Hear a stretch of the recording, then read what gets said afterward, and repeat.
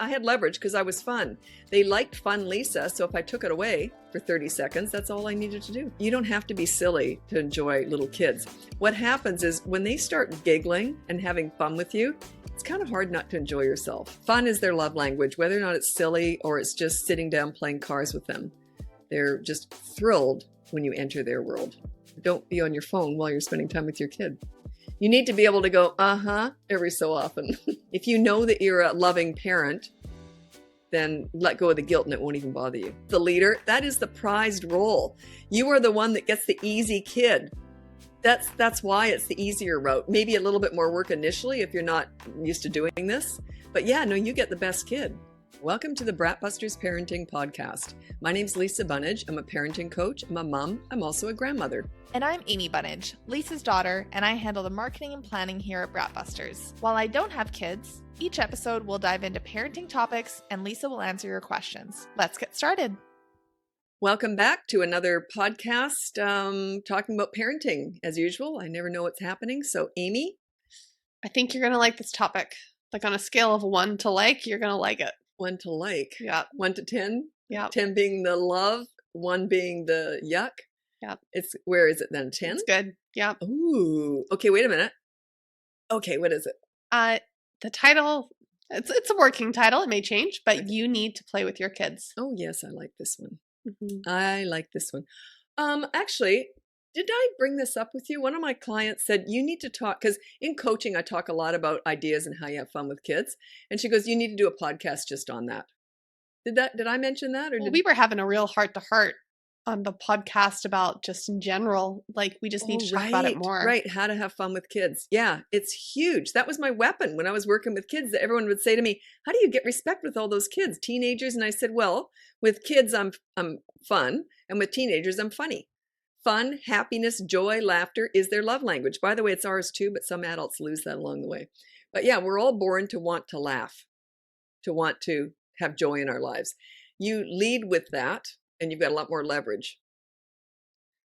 That's why I had no leverage with kids I was working with. None. I mean, I was just in a classroom with them for an hour. So what did I use? Fun. And if they acted out, I'd say, ooh, I'll tell you what, I'm just going to go quiet for 30 seconds here. You don't do that at home with your own kids, but that I took away the fun. I had leverage because I was fun. They liked fun Lisa, so if I took it away for 30 seconds, that's all I needed to do. Sorry, Lisa, it's okay, just 20 more seconds. So fun. Have fun with them. Be silly, be goofy. We'll get into all this, I'm sure. Okay, we just had a little argument, my daughter and I. Did we? Yeah, we did. What was it about? I can't even remember. We just finished arguing just now. Well, you're the one who brought it up. No, I know. It was funny, though. What was it? We were just arguing about something. What were we just talking about? This other podcast? Not chia seeds. Chia seeds. It was something ridiculous like that. How can we not remember? It was one of those things that rolled our eyes at each other. Mother-daughter stuff. Sugar. What the heck was it? How can we not remember? It wasn't an argument. It's just the way we argue. Wasn't the signing up, was it? No, it wasn't that. Oh, yeah, that was a good one, too.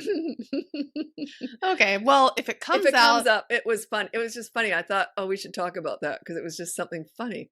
But it was interesting. It was such a mother-daughter argument. It was, this is it. I'm still a bit mad. Can I talk about this? No, it's a little too. Okay. It's about her. She's just getting over a cold and she's made a commitment to do something exercise-wise.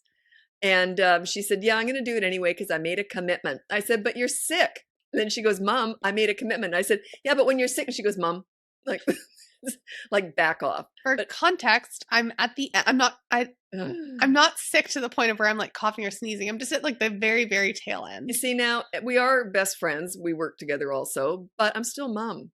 Like, you're sick. Stay home. You want a hot water bottle? Do you want Mommy to bring you some hot tea?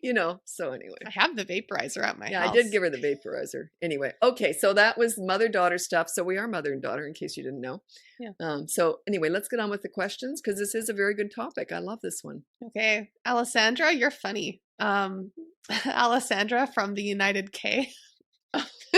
And then Alessandra put in brackets, if you know, you know. That was, do you want to tell that story? Yeah, I was reading off questions. It was in one of the first episodes. And someone was from the United Kingdom, but then right underneath someone had said they're from UK. And so I was like, so-and-so from the United K. And I just didn't catch it. And yeah. And she embarrasses easier than I do. Anyone does though. And she got embarrassed and we just kept going. But obviously you didn't edit that out. No. Yeah, that's good. I like that. This is the same person, and she remembered that. So if you know, now you all know.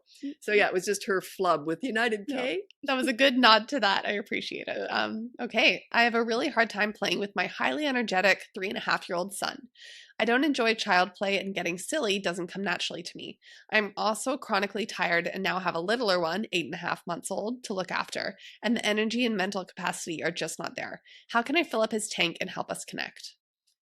Anytime, this is so frustrating for me. Anytime someone says that they've got a young one and then a baby, because it's so physically demanding to have a baby and also try and entertain a toddler. In other words, I know you're tired and everything I talk about usually is more physical, but kids love magic tricks. They love anything with a sense of wonder. So I would suggest maybe look up magic tricks that you can do. If you're sitting with the baby, then just get your little one, 3.5-year-old, to help you with magic tricks and show him how to do it. Then he can do it and he can show his dad or whatever, his family members, stuff like that. Or get a little mini trampoline with the bar across it for safety, or just get balloons and you play balloon tennis with him. It's more physical stuff, whereas the magic tricks aren't as physical. But yeah, there's things that you can do. Now, here's the thing. I know a lot of, I've got a lot of inner silly in me, so it's easier for me. And I probably wouldn't be doing this job if I didn't have a lot of that. But anyway, because I do talk a lot about connecting with kids, but you don't have to be silly to enjoy little kids. What happens is when they start giggling and having fun with you, it's kind of hard not to enjoy yourself. You know, like it's so heartwarming to see them love it. Oh, I got a cute story. I did ask permission to tell this, as I always do. This was adorable. I won't, actually, I'll change the facts a little bit, okay? This one mom said to me, and I get this a lot. They say, look, you're silly and that's great. You know, I'm not like that. And I say, yeah, okay. So most of my clients aren't. So her little boy liked playing with, I'm going to change all this around, but he liked playing with cars. He was obsessed with them. That's all he liked to do. He had all these cars. And she goes, I have no interest in playing cars with my kid. And I said, well, how often do you play with him? She goes, I never have. He was 8 and she hired me because she wasn't connected to him. And she says, I just don't enjoy my kid. I love him, but I don't enjoy his company. So I said, well, you know, when you yell, like on the behavior board, no yelling is her rule. So if she yells, she has to play cars with him for, I think it was 30 minutes. So she goes, I don't want to do it. And I said, well, you do want a refund, because I said, that's what I recommend you do. And she didn't want to do it. I think she went through the first week without doing it. And then she goes, I just couldn't. She goes, I just don't want to do it. I bribed him. I got him some ice cream or something instead. So I said, okay, now please, this week, do it. So when you yell, you have to play. She says, then the next week she comes back and she goes, I didn't play. I'm going to cry. I get emotional whenever I tell this story. She says, I didn't play for 30 minutes. And I said, oh no, I was upset. And then she says, I played for 3.5 hours. I said, what? And she said she sat down on the floor for the first time ever with him, and she started playing cards. He curled up into her lap, and for 3.5 hours, they chatted. She goes, he's never talked to me like that before. He was rubbing the top of his head underneath her chin and just leaning into her, playing cards with her for 3.5 hours. It was the first time she ever felt connected with him. She has no silly bone in her whole body, but you don't have to be silly to connect with kids. But isn't that beautiful? It was beautiful. So yeah, you don't have to be silly. It helps, but you don't have to be. There's a lot of things like arcade, like my daughter and I really got into DDR, Dance Dance Revolution. We just talked about that in the last podcast too. And it's something physical, but it's exercise. If you like exercise, you can usually find a way to exercise with little kids. They can be riding their bike, you can be running beside them, or, you know, something like that. But yeah, look at physical stuff that they love anything physical, but could you be running alongside them while they're doing something, or, you know, go biking or something like that? So you don't always have to be silly, but fun is their love language, whether or not it's silly or it's just sitting down playing cards with them. They're just thrilled when you enter their world. They're thrilled. Yes. Yes. Sorry, I realize now if I whisper yes, it's not really going to get caught on the podcast. So yes. Okay. Okay. I was a little distracted. It's snowing out right now, and Oh, sugar. oh Okay. geez, we are. We don't. Oh, we're just for context. We live in Vancouver, British Columbia, and when it snows back east, they're always laughing. Geez, what's with these BCites? Every time it snows, they all fall apart. We're all piling up in cars everywhere because we don't get snow that often, and we don't. And a lot of us don't have snow tires, so it's because it's a demand kind of thing. We're just not used to it. There you go. That's my defense, and I'm sticking to it. Okay. Nora from the United States. With connection, you speak of playing with your kids to connect with them and doing whatever they want to play because they control play.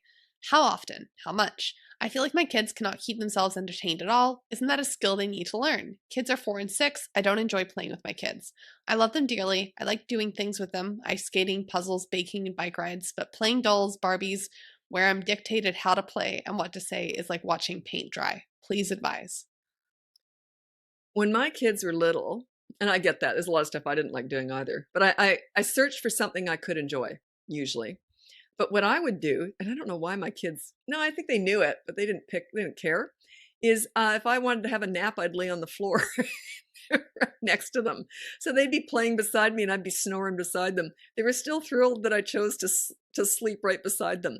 So I would chat every so often. Yeah, that looks great. That looks great. And they'd show, it was amazing. They didn't seem to care. They were just thrilled that I was laying there. Remember when my back was out? And for 3 weeks, the doctor said, if you could just I've had back surgery. I broke it when I was young, so I've got a messed up back. So the doctor said, let's try this. If you're able to, can you just not move? Like lay on this couch. I had a really soft couch. Lay on the couch for 3 weeks and see if your back will heal that way. So I did. You've never seen such a happy little girl as my daughter. I was stuck on that couch. I couldn't do a darn thing. I was at her mercy. She would come home every single day, race down the hall after washing her hands, because you have to wash your hands in my house first. She'd wash her hands, come racing down the hall, and I was at her mercy. I was stuck on the couch. I couldn't get up and do laundry or anything else. She would happily just play right there. And I would just do the odd, So just even being there can be enough. Yep. But don't go on your phone. Why not? Because it's rude. You're spending time with your kid. Don't be on your phone while you're spending time with your kid. You need to be able to go, every so often. They're just so thrilled that you're right there, that you're at their mercy. That's an interesting thing because you didn't, when you were parenting, phones, I mean, they were like landlines and like just, we didn't have. I did have a cell phone. But they weren't the same. It was just for texts and calls, and that was it. And your Palm Pilot. I had a Palm Pilot before anybody. I was a housewife and I had a laptop and a Palm Pilot because your dad was in the tech industry. So yeah, I remember that Palm Pilot. You stored everything on that. Everything was on my Palm Pilot, everything. And that stupid thing broke. I got another one. It was never as good as the first one. But that, like, how do you navigate that now with parents? Because phones just turn it off. Just put it aside. Say, I'm going to put my phone aside and I'm just going to lay on the floor for a while. They pick up on that. That's respect. If you're on a phone, I see this a lot, parents will be at the park and they'll just be looking down at their phone the whole time. I get it, but you got to mix it up with also get on the swing with them. Push them, let them push you on the swing. You don't have to be enthralled with what you're doing all the time with them, so long as you're available to them and you're sort of at their disposal. Like when I was laying there, I would often fall asleep and I'd wake up to being shook. Mom, look at this. Oh yeah, it's lovely. And then I'd fall back asleep again. They were happy I was just there. I didn't always sleep when I was with them, but let's face it, toddlers aren't that exciting. I have a lot of inner silly in me, but come on, they're not that exciting. Okay. Lizzie from the United States. I have a 3.5-year-old daughter who is an attention seeker and doesn't care if it's good or bad. It's usually when I'm talking to someone in person or on a phone call. When myself or my husband are talking to someone, she will start making random noises in the background loud enough where I can't hear the other person. Or if we're watching a movie, she'll climb on top of me and touch my face and say, "Mummy, mummy, mummy," over and over again before I even had a moment to address it. We have a 9-month-old, and in rare occasions, she randomly hits her to get my attention. I don't believe it's jealousy because overall, 99% of the time, she is very loving and helpful with her sister. I've asked her why a few times, and it's been because she wanted to talk to me. I dedicate so much time to her and play with her in her world, Plus, we are always doing different activities, so I'm very confused why she's so impatient and seeks so much attention. Can you help guide if I should ignore her more or what I can do? I don't know what this has to do with connecting. That's discipline. If she's already playing with her a lot, this isn't about connecting. This is just about bad behavior. Okay. So she's being disrespectful. Yeah, because she's already connecting. She already said we play with her a lot, and she's just more and more demanding. Basically, you're at her disposal. She's trying to take charge. That's all. So just look up the behavior board and start from scratch. Just go, no interrupting can be a good one. But they don't always know when they're doing it. So have a signal. You say, whenever I touch my nose, it means you're interrupting and you're being rude. Okay. And that can go on the behavior board. That's the rule. And then there's a consequence. Check it out. It's completely free. But yeah, that's more about discipline. Okay. Because she's already connecting. She says she's playing with her all the time. And often that's the way. But you talk about connecting. It's 99.9% of pairing. We're doing that all the time. And that's all they want. Yeah, but you're not mixing it up with teaching them to respect you too.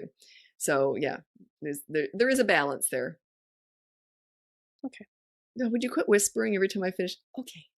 Yes. No, I added that question in because I just wasn't sure. I was like, is it now always... you know. But it's good to know because I think the reason why you might have thought it was connecting is, and maybe the parent did too, is because she wants more connection. That's why. But no, it's not it. That's complete disrespect.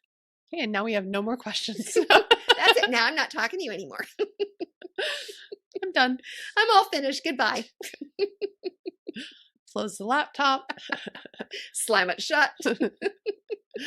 Okay, we actually do have more questions. Oh, okay. Okay, Bianca from South Africa. Okay, if you keep giggling, I'm going to keep giggling. So okay, sorry. I have an 8-year-old daughter and a 5-year-old son. They fight all the time at home and what games to play, and the 8-year-old is always in the losing end. As soon as she has a toy, he demands it. I saw the video about the arcade and having fun and the leave if they fight. How do I handle this at home? She has to have things that are just hers. I don't know if they're in the same bedroom, but I would say if you don't want to share, go in your room. And I would have a rule for the 5-year-old. I would say no bugging your sister, and then be very clear about what that is. If she's playing something, don't grab it. So yeah, it's a hard one to do, by the way, but you got to be on top of it. Save your energy, get lots of sleep, lots of caffeine, and whatever you got to do to be on top of your game for a whole week, and watch them like a hawk. And say, there you go. You annoyed your sister. You bothered your sister again. It's rude. And, but yeah, you have to be very specific about what that is though. So yeah, it's a behavioral issue that you want to stop. So, or else she can have her own space. If she goes in her room, you're not allowed in there. So if she really wants to play with something on her own and be left alone, you got to give them some space too and some respect. So say, look, if you want to play with something on your own, you go in your room. He's not allowed in there. And he's not. Make sure there's a consequence if he goes in there. Unless he's invited in. So yeah, just have some rules. Be very clear about it though. Be very specific about what annoying is. Grabbing something is annoying. Stuff like that. Okay. Do you have to do that with me and my brother?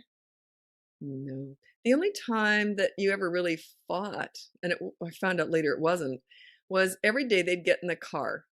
And they were maybe 5 and 10 at this point. And they'd get in the car after school. Well, they hadn't seen each other all day because they're in different parts of the school. So Bart Simpson on The Simpsons, I've never seen an episode of it, but they told me about it all the time. But evidently he did this thing where he was pretending to hit his little sister and but he wouldn't touch her. Not touching, not touching. And they were doing this in the back seat. And my daughter was plastered up against the car door, and my son was reaching out, just pretending. He was like 1 centimeter away from her.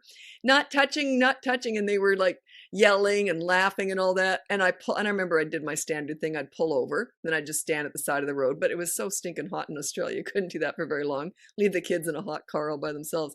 But I'd just pull over, leave the doors open, and just wait a couple minutes, and then they'd stop fighting. But then the ride home was so boring. That's how they were saying hello. So that was how but they never really fought. If they did, they knew mom would come in right away and deal with it. So, but yeah, I thought they were fighting, but really I realized that's how they said hello. That was their language. More I was like, did my brother ever just want to keep me out of his hair? Because I was just like pestering as a little sister. I don't think that was it. He was pretty happy to see. He wouldn't have been doing that if he wasn't happy to see you too. Yeah. So yeah, no, that was how they said hello. But they didn't fight because, well, they were 5 years apart. And plus I was a leader. They don't tend to fight when they've got a leader in the house. I would have taken care of business pretty quick. It's like the time, oh, I should mention this, the time you were had an argument over Lego. You have mentioned this before, but yes. I'll tell it again because you might not listen to all the episodes. Yeah, they were 3 and 8 years old. And this was that she has always been his little slave because she was little and she idolized him. So he'd say, oh, get me that, get me this, get me that. And one day we were in the dining room kitchen area and he said, oh, get that for me. And she didn't answer or do anything. And then she went, no. And my son and I literally looked at each other like, wow. And I'm thinking, ooh, this is going to change things. She found her voice. She didn't want to be his little slave anymore. So it was around that same time. It was all his Lego, but he decided he was going to play Lego with his little sister. She was thrilled, right? She was getting older. So he thought, oh, maybe this will be fun. So they were going to play war and they were setting up 2 different sides. Now it was his Lego. So I heard them I was in the family room. They were in the living room with the Lego. So I heard her voice getting higher and louder. And he was getting quieter and quieter. And they knew I didn't put up with any fighting. And I could see something was going on that she didn't like. So I yelled out from the family room. I said, do you want me to put down my cup of tea, stand up and come in there? Which usually meant Legos getting put away. Like whatever you're fighting over is going to get put away right away. That's why they never fought, right? So, and my son didn't say anything. I heard him whisper though. And I heard her go, yes, please. And I thought, oh, this is going to be good. So she knew she was right, in other words. And he knew she was right. So when I go in there, it was hilarious. He had set up these 2 sides. He did it all. He set it all up. And she had way more men. But hers were all the real dorky ones with the yellow pants and the red and white striped tops and the goofy hats, And he had all like the Darth Vader dark ones, but he had very few men. But he had the cool side. She had the dorky side. So instantly his chin goes up. He's defensive right away because he knows he's wrong. And he said, oh, it's fair. She's got way more men. And I love this stuff. So I'm playing it. I'm stretching it out. And I said, I see that. Wow. And she's smiling. She knows what's going to happen. And so does he. Anyway, or they don't know what's going to happen, but they know mom's enjoying this. So I said, yeah, she's got way more men. Aren't you a lovely big brother? And he's like, you can see him starting to deflate. But look, she's got this. And that's one of my favorite men that she has over there. Is it? I can see that. So anyway, I said, okay, so you think this is fair? He said, yeah, completely fair. I said, fine, then just switch places. He went, no. And he switched everything around and made it fair after that. But yeah, that's one of the only times I ever remember them arguing. That's good. You loved it. Oh God, the smile on her face. She was loving it. It was. Okay, next question. So Marisol from Mexico.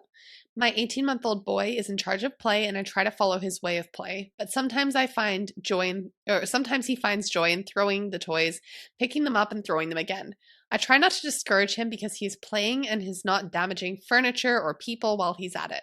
But now that he started daycare, a Montessori one, his teachers asked me to teach him to just use one toy at a time. If he wants another one, he should put that one away first and he shouldn't throw things. We do have a toy rotation system and I only have like 5 toys at a time, but I don't know if I should put a lot of rules at playtime, even though this may not translate great at the classroom. What do I do? Well, I always say that you play in their world. You enter their world and let them be in charge of play. You enter their world, but you can shift it around. If they start throwing things, I would say no. And then I would just show them how to play properly. You don't just want to stop excuse me, you don't just want to stop the bad behavior. You want to show them what to do instead. So if you throw something, say no, and then you show him what to do with the toy properly. And then if he does it again, say no, and I'm going to go, and then just get up and walk away. You might have to do that 50 times before he clues in. But yeah, he'll learn eventually. So you teach him what to do instead. And then if he chooses to continue to throw, send the very clear message, game over, I'm done. But no anger. Don't say why. They're not listening anyway at that age. He's only 18 months old. It's consistent corrective actions. I always say when they do something naughty or that you want to stop, you either take them away from the fun or the fun away from them. You're taking you away. You are the fun. So you're just getting up and walking out. You might go back a few minutes later. That's fine. But let him cry. That's okay. Crying is a lesson. He's learning. All you did was get up and stop playing, right? Let him cry it out. That's okay. He'll eventually learn. But no anger, no yelling. Don't talk about it. But you got to be fast though. Like you can't just say no and then 5 minutes later get up. It's got to be connected right away. He'll eventually learn. Not right away. Takes them ages, 50 times, maybe more, before they learn. Because at that age, they're not really thinking before they act. They're learning more through like a knee-jerk reaction. It's like they'll touch a hot stove 10 times, but they might not touch it the 11th.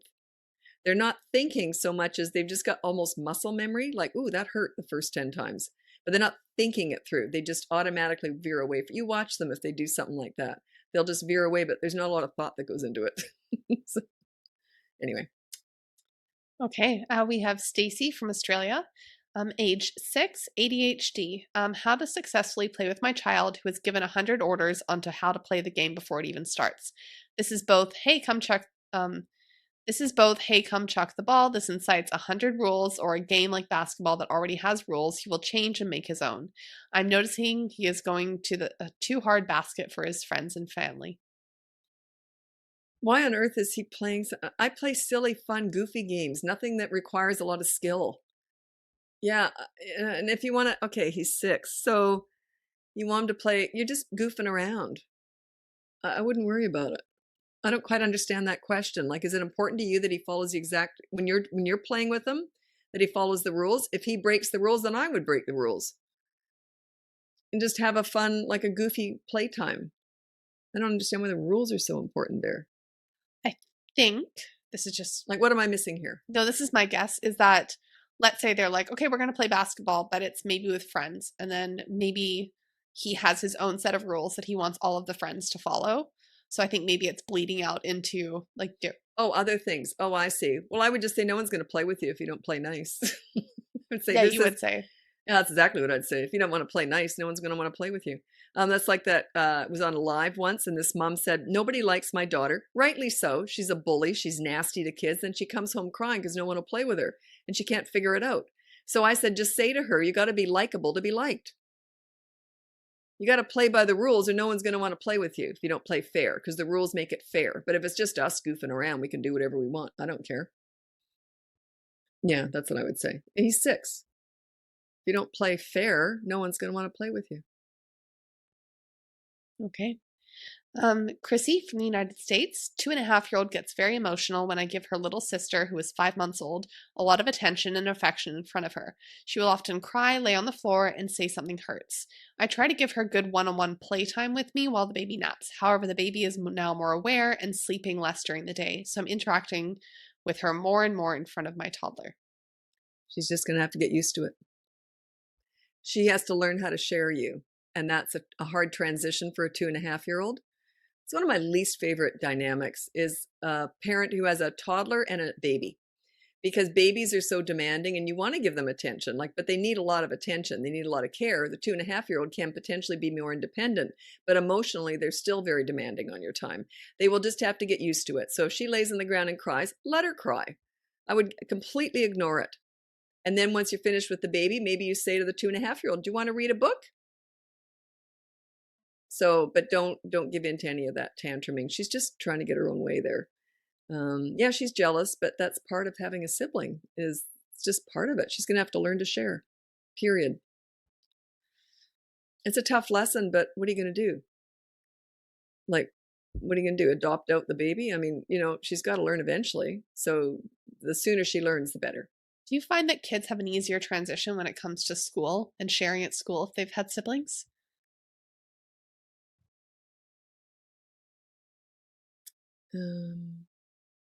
Or do you think it's more on the parenting? It's parenting, because my son was an only child till he was 5, and he had no problem sharing because he had manners. So sharing is a manners thing. And by the way, this kid's only 2.5. They don't really have a lot of manners yet. So, but yeah, my kid knew that because I was out with them all the time. They were around tons of kids, so they learned how to share anyway. So yeah, good question though. But no, I don't. That's why I was thinking, I thought, have I ever heard of that? No, I haven't. There's a lot of social pressure at school too. If they try and grab stuff off other kids, the teacher, the other kids will all come after them. So it's a lot harder to do that at school. No one puts up with that crap. So in other words, they do know how to share. Only when it's sort of enforced, that they don't have a choice. See what I'm saying? If they think they can bother you and upset you, then they're less likely to share willingly. Selective sharing. Selective sharing. Exactly. They'll learn, but I don't put up with that stuff. If I know that I'm giving that kid a lot of attention anyway, then they can handle me giving the attention to the baby too. They'll learn. Your brother was never jealous of you. I guess because he was 5. He just turned 5, but a lot of 5-year-olds would still be jealous. He had none of that at all. Very protective of me. He was very protective. He was a great big brother. Maybe it was the age, but I don't think he would have been anyway, because I wouldn't have put up with it. I would have said, you'll be fine. Because I had no insecurity whatsoever in how I mothered him. I knew he was treasured. He knew he was treasured. And any tantrum he would have had over not getting enough attention, I would have been like, yeah, get over it. I wouldn't have put up with it. Wouldn't have bothered me at all. Like, no guilt is what I mean. A lot of the problem is guilt. If you know that you're a loving parent, then let go of the guilt and it won't even bother you. Just say, you'll learn. Does that kind of help? Yeah, that's good. Why do you always whisper after I finish talking? I have to warm my voice up right now. I usually don't, but I'm just I know. You never know if this little squeaker is going to come out. Yeah. I'm not in the Phoebe good sounding voice. I'm just in the awkward sexy voice. Yeah. No. My sexy phlegm. Is that what you called it? Yeah. Sexy phlegm. Mine's just awkward teenage stage sounding. Well, she's 30, but yeah. That's how it sounds. Okay. Elena from the United States. 2.5-year-old girl. I don't let her boss me around, but dad fake argues and lets her do things such as don't sing or don't poke Dolly there type of stuff during play, and sometimes not during play. She now does it when I play with her, and it's carrying over elsewhere. How do I stop this even if he continues? So he's teaching her how to be a bossy, spoiled little know-it-all? That's what it sounds like. She's becoming insufferable with him. Is that what it sounds like to you? That is kind of how it's sounding. Yeah. They can learn pretty quick when mom's there. I was like that with my dad, but with my mom, nope. My mom was the leader. When I talk about the way I used to talk to my father, I use this voice, probably not too inaccurate. My dad spoiled me rotten. He died when I was young, unfortunately. So all the spoiling ended very fast. Talk about going the opposite way. But anyway, luckily I had my mom to not spoil me, but she hated it when my dad gave me everything I asked for. Because I'd say, Daddy, can I please have this? And it's sure, sweetie pie, you can have anything you want. So that's what I was like with my dad. Oh, that probably wasn't that bad. But Daddy, I want to do this. Sure, sweet. He couldn't see any flaw in me. He was just blind when it came to me. And they adopted me when they were older. And, so I guess they were just so appreciative to get me. And so anyway, and then he'd say, sure, sweetie pie, you can have anything you want. Thanks, Daddy. And so then he'd say, oh, right, first, let's check with Mom. And I go, oh, never mind. Because I knew Mom would have said, Phil, don't give her. That's ridiculous. She was the leader for sure. So you can, if you're a strong enough leader, you can overpower that. I hated it when my dad gave me whatever. I hated being like that. I can remember that. Dad, don't let me get away with this. I remember thinking that when the time I was really little. I didn't like the way I talked to my dad sometimes. I was bossy. I was a pain in the butt with my dad. I hated it. But not when my mom was around. She'd get that look on her face. Oops, never mind. She was the leader. So yeah, you just have to have your leadership skills honed, and that annoying side will go away because they don't like themselves when they're like that. They have higher self-esteem when they're with the leader. So you tend to lean more into that personality anyway. I didn't talk to my mother like that, I'll tell you that much. Mom, can I be had it? And she would have said, what the heck's wrong with you? I actually have a couple follow-up questions. So is it almost like kids feel like you let them act out?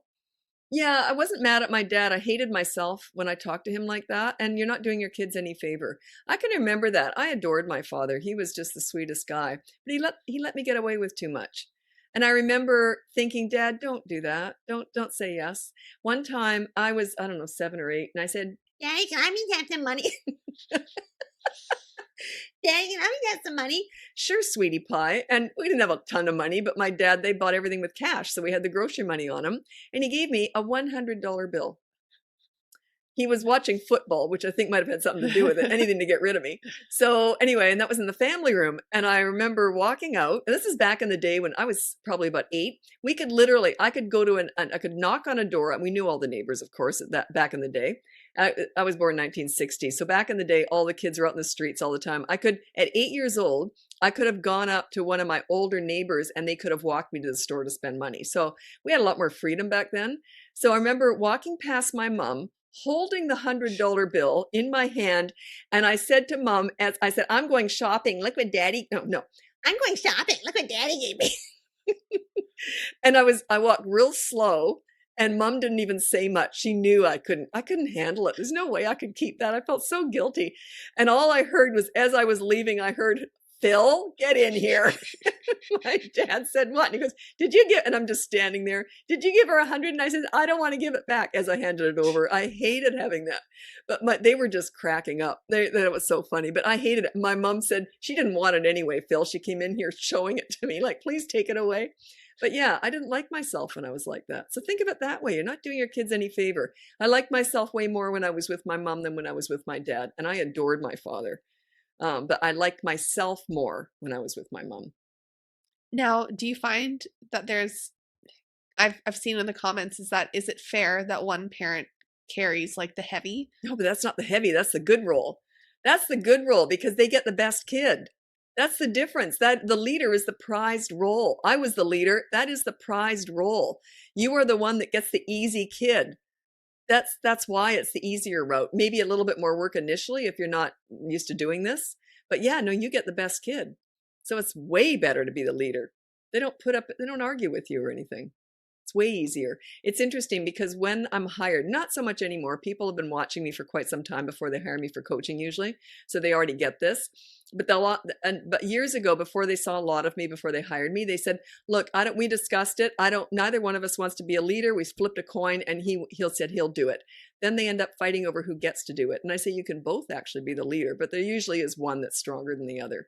And they get the best kid. They get the easiest kid. So you want to be the leader. The leader is the one that can just sit back and relax because you never have to discipline. They respect you. I didn't talk to my mom like that. My dad got the little snot face. My mom got the nice, well-spoken kid. Okay, we have one final question. I don't think I was that awful. Maybe I wasn't a snot face. But in my mind, that's how I sounded. Well, you always say that if the story isn't embellished, is it really a story? Oh, my mom used to say, if after 20 times of telling the same story, if you can still recognize it, you haven't embellished it enough to make it funny. We're not telling any lies, but you know. That's embellishment, yeah. It's more funny. Yeah. Like, does it sound funny if I say, Father, may I please have some cash? Or, Daddy, how many times am I? Like, which one's funnier? Well, I think neither are probably accurate. No, probably going somewhere in between. Somewhere in between. Okay. Okay. America from Canada. We have Canada from Australia. Oh, Jesus. Amanda from the United S. Oh, geez. So kids are 6, 4, 3, and 14 months. Playing with my kids does not come naturally to me. My kids rarely played with us, or my parents rarely played with us as kids. We did things together, read stories, family dinner, family movie night, and outings, but they did not enter our world and play with us. Can you go more into the concept of play? How often, how long, etc.? How do you know if you're playing with your kids enough? Well, you'll just know. Because they won't be bugging you because you'll be playing with them enough. You fill up their cup. I used to say to my kids, if I just wanted some time to myself, I'd say, scram, I need some no kid time. They would happily skip away because I played with them so hard anyway. So they didn't mind being told to get lost. They would go, okay, fine, okay. But yeah, there's lots of things you can do with kids that you're just there. And I kind of touched on that earlier. I said, you don't always have to be actively playing. You can just be there. Like I remember one client, I can't remember what it was. Their kids made jewelry or something. So the dad just sat there, gave the kid, or it was a manicure or something, gave this little girl his hand. He was just sitting there, not doing anything. And this little girl was putting rings on him and making bracelets for him and painting his nails. And she said after an hour, she goes, thank you, Daddy. That was the best playtime ever. All he'd done is sit there, letting her play with his hand. So you don't have to be goofy or fun all the time. It helps. But he said he found it quite relaxing because she was having so much fun. He was watching her. So yeah, you don't have to be fun and goofy. Sometimes just being there, letting them play on you. I did that a lot when my kids were babies. I would lay down on the floor and they would put train tracks over me or whatever. I was the mountain, I used to say, and really it was just an excuse to have a nap. So I would just lay down and they thought we were playing together. And I was unconscious basically. But when they were babies, I did that a lot when they were babies. But as soon as they'd stopped playing on top of me, I woke up because I knew they'd walked away. So, but literally, I would have a lot of naps just laying there and they'd play on top of me. So they still think you're playing. You still are. You're part of it. It does help if you can interact, but you don't have to. Does that help? Or get your kids to play with your hair. Like braid your hair, put elastics in your hair, anything like that. One of my clients, the dad had no hair virtually, but I remember my dad was bald, and I remember trying to brush his hair up, like I'd push it up, and he gave me Brill cream or something back in the day. I think I used shaving cream or something anyway, and I stuck his hair. He had short little hair. He was bald on top, and I stuck it all up. He was just sitting there reading the paper, and I was right behind him on the nook in the kitchen, standing up to his hair. He was just there. You don't have to be doing anything. I remember that. He's just sitting there reading the paper. And Mom came in, "Oh, geez, Phil, what's with your hair?" "I don't know. What's she doing back there?" And I was like, I did Daddy's hair.